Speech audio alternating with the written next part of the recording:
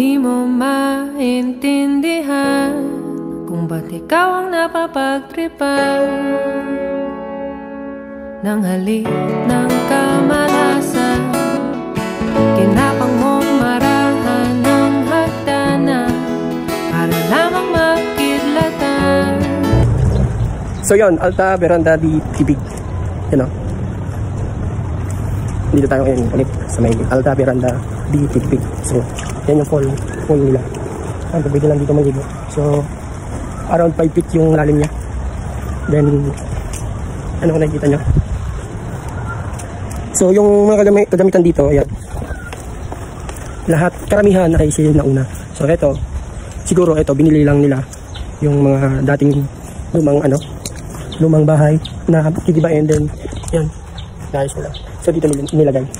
Ayun, alam mo po. Ito makaluma. Itong grills na tayo niya. Apakan. So siguro yan yung yung mga bahay dati.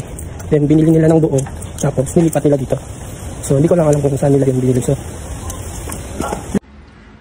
ayaw mo ka